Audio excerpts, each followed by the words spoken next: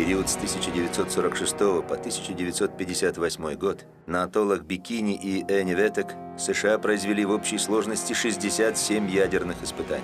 Около 7 тысяч эвакуированных жителей потребовали, чтобы их признали жертвами американских испытаний. Однако официально таковыми были признаны только 1865 человек, почти половина из которых умерла от различных заболеваний.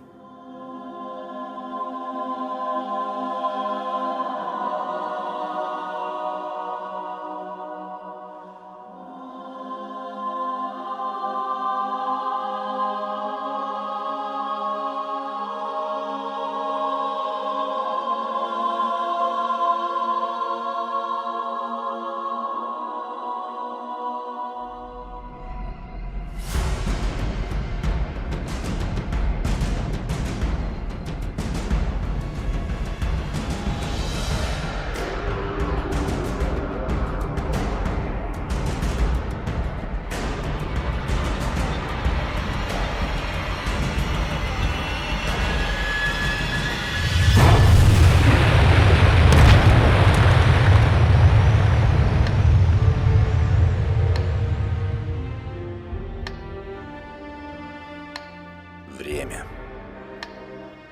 Я летел через 3 континента. Я плыл через океан, чтобы оказаться на берегу, где людям однажды удалось остановить время.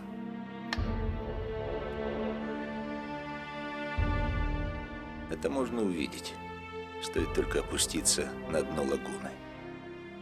Несколько минут погружения, баллоны с дыхательной смесью, опыт и осторожность. И вот, что это? Мертвые остовы кораблей. Подводное кладбище стальных гигантов. Кто погрузил их сюда? Кто обрек их на тлен и распад? Кто остановил для них время? Это было 25 июля 1946 года. В самой пустынной точке Тихого океана, на поверхности лагуны, томились десятки военных и торговых судов. Еще живых, но уже обреченных. Потому что под днищем одного из них висела бомба. Атомная бомба Бейкер. Американцы готовились к подводному ядерному взрыву. Жадные объективы кино и фотокамер были нацелены на корабли-мишени. Время для них еще шло. Но физик Холлоуэй уже готовился остановить его. В 22:30 он включил дистанционный взрыватель.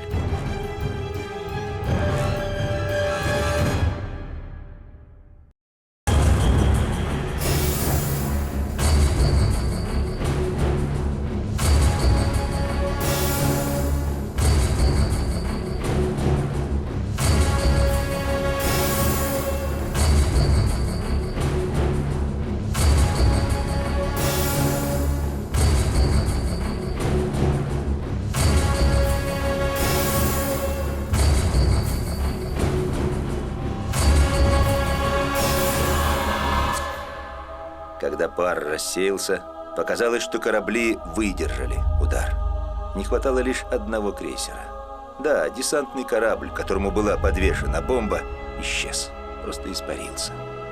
Но прошел час, второй, и смертельно раненые суда стали один за другим исчезать в глубине лагуны. Дольше всего длилась агония авианосца «Саратога». Целых 8 часов.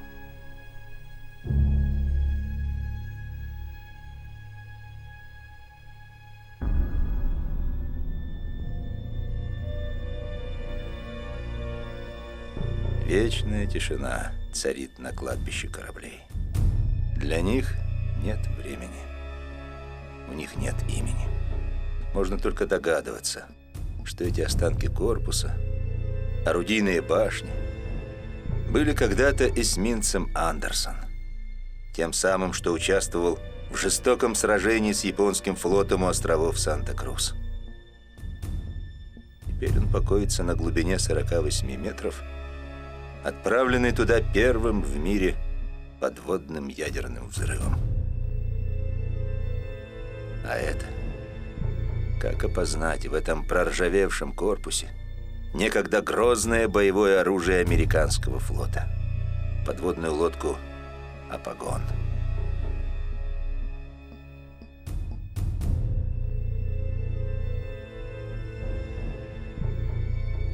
Участь ветеранов печальна. Никто никогда не задрает люк «Апагона» и не подаст команду приготовиться к всплытию.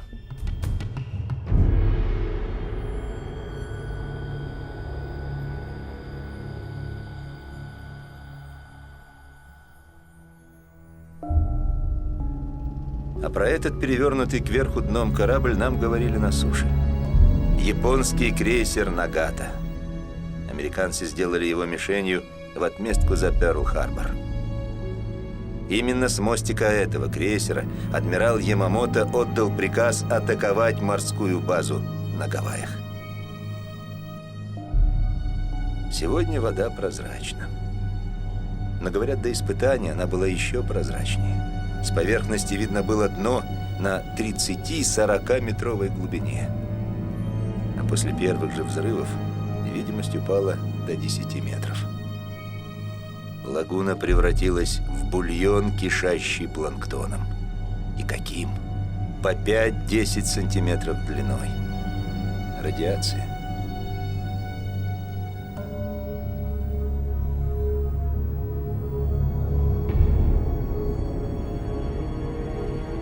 А вот и знаменитая Саратога. Испытатели сделали с ним то, что не удалось армаде японских самолетов в знаменитом бою у Соломоновых островов. Тогда они вывалились из туч. 2 были сбиты, но их бомбы попали в авианосец. Потом корабль атаковали камикадзе.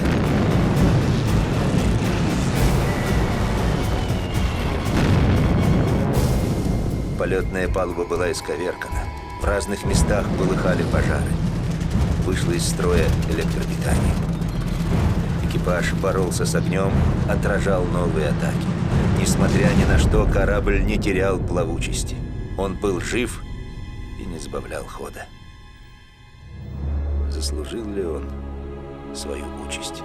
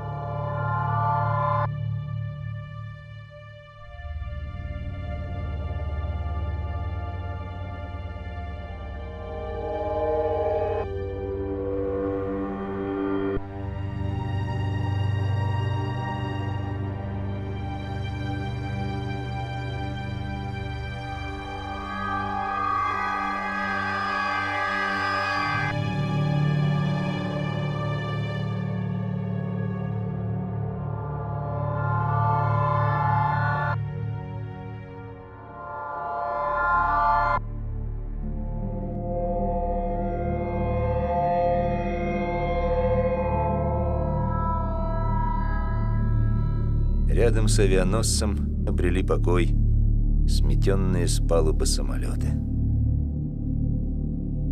Всего лишь покореженный металл. Но почему же такой тоской веет от этой братской могилы?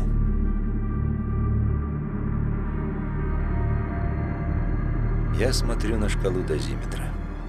Сейчас уровень радиации в норме. 60 лет назад он превышал норму в 20 раз. На палубе Саратоги водились моллюски необычного вида. Мутанты? Может быть, думаю я. Может быть, место нашего остановленного времени готовились занять чужое время и чужая жизнь.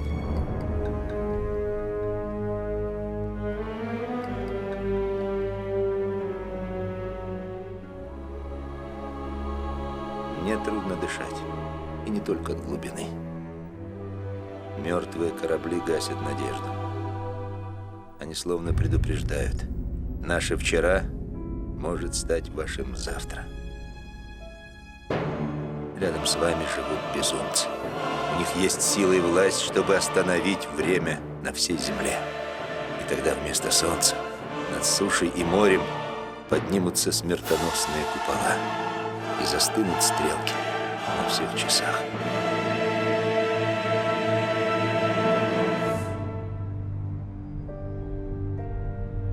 А мои часы говорят мне: пора наверх. Я медленно поднимаюсь вдоль корпуса Саратоги, стараюсь стряхнуть с себя тоскливую немоту погибших кораблей. Пусть покоится с миром.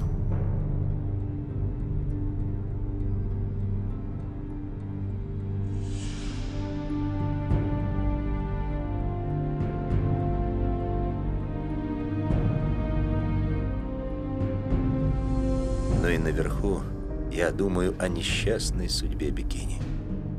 Я думаю о людях, которые испокон веков жили на берегах атолла. Их заставили покинуть родные дома и обрекли на долгие скитания по чужим клочкам суши. Уже третье поколение островитян ждет возвращения. До всего этого там жили 147 человек. Их всех переселили отсюда до того, как начались испытания. Мы понимаем, что здесь жить небезопасно. Основной причиной для некоторых из нас является радиация, так как некоторые люди реально боятся. Мы не понимаем, что это такое. Больше говорят о дайвинге, о том, что хорошо на острове. А радиация, нам они ничего не говорят. Живу здесь, потому что здесь работаю. Без дайвинга не было бы дохода для людей бикини. Я начал заниматься дайвингом в 1996 году. Совет бикини открыл курорт для местного населения бикини. Здесь открыли затонувшие корабли в лагуне. Когда я первый раз туда спустился, я реально удивился и испугался. Я уже столько лет в дайвинге и никогда не слышал о таких крупных затонувших кораблях, как Саратога. Нагата был флагманом нападения на Пёрл-Харбор. Это произвело на меня сильное впечатление. С тех пор мой интерес к дайвингу только вырос. Хорошо бы больше дайверов приезжали сюда и помогали местному населению заработать. Так как многие люди не могут оставаться в родных местах. Они уезжают в поисках работы.